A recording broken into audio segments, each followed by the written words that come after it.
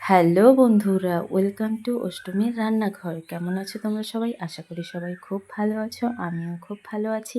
আর আজকে আমি নিয়ে চলে এসেছি একটা নতুন রেসিপি তোমাদের সাথে শেয়ার করার জন্য। টাইটেল এবং থাম্বনেল দেখেই তোমরা বুঝে গিয়েছো যে কি হতে পারে। হ্যাঁ বন্ধুরা, ঘরোয়া পদ্ধতিতে আলু দিয়ে চিকেনের তার জন্য আমি চিকেনটাকে ভালো করে ধুয়ে নিয়েছি এবং আলু, পেঁয়াজ, রসুন, আদা, টমেটো, কাঁচা লঙ্কা সব কিছু কেটে নিয়েছি। এখন শুকনো লঙ্কা, আদা, রসুন বেটে নেব। শুকনো লঙ্কা, আদা, রসুন, পেঁয়াজটাকে ভালো করে বেটে নেওয়ার পর জিরে ও গরম মশলাটাকেও ভালো করে বেটে নেব। তারপর মাংসের মধ্যে বাটা মশলাটা, লবণ দিয়ে, হলুদ, কাটা পেঁয়াজ, গোটা রসুন দিয়ে ভালো করে মেখে মাংসটাকে 30 মিনিট ঢাকা দিয়ে রাখতে হবে।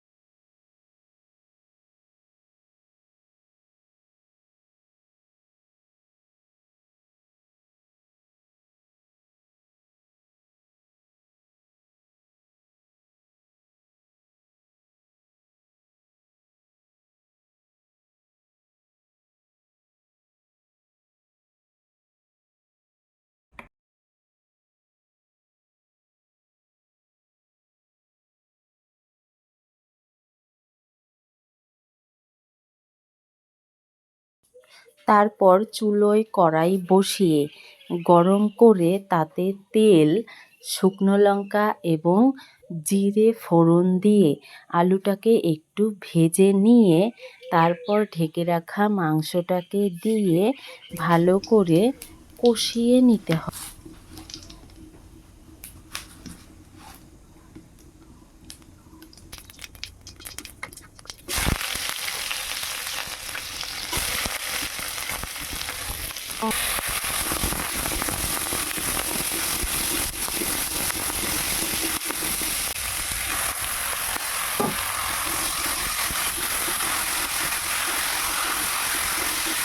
মাংসটাকে ভালো করে নেড়ে চেড়ে এবং ভালোভাবে ঢেকে ঢেকে বারবার কষিয়ে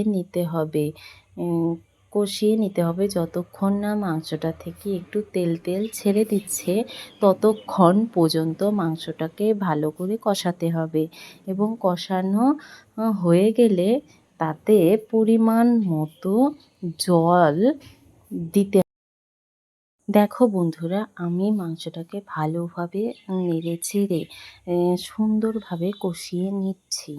যতক্ষণ পর্যন্ত মাংসটা ভালোভাবে কষানো না হচ্ছে, মাংসটা থেকে তেল না ছাড়ছে, ততক্ষণ পর্যন্ত আমি মাংসটাকে ভালোভাবে আমার মাংসটা ভালোভাবে কষানো হয়ে গেছে।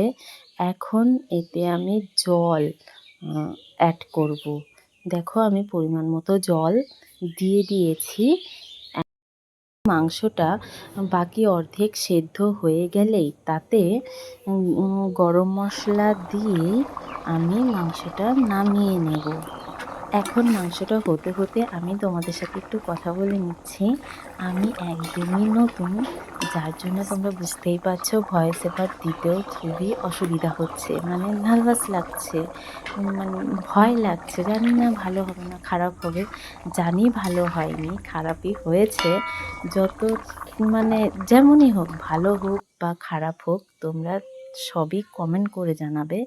ভালো হলেও কমেন্ট করবে, খারাপ হলেও কমেন্ট করবে। জানি ভালো হয়নি, তবুও তোমাদেরকে বলছি ভিডিওটা দেখবে, লাইক করবে, কমেন্ট করবে, শেয়ার করবে এবং সাবস্ক্রাইব করে রাখো চ্যানেলটি আরও নতুন নতুন ভিডিও পাওয়ার জন্য।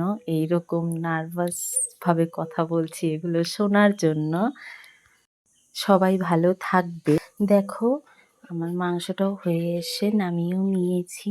তোমরা বাড়িতে কিভাবে বানিয়ে খাও আমাকে জানাবে, আর আমি কিভাবে বানালাম এটাও তোমরা বাড়িতে আমাকে জানিও কেমন হয়েছে খেতে। এ পর্যন্তই, আর কি বলবো। খেয়ে জানাবে কেমন হয়েছে। তাহলে আজকে এটুকুই। টাটা। ভালো থেকো সবাই। চ্যানেলটা সাবস্ক্রাইব করে রেখো। পাশে থাকা বেল আইকনটাও ক্লিক করে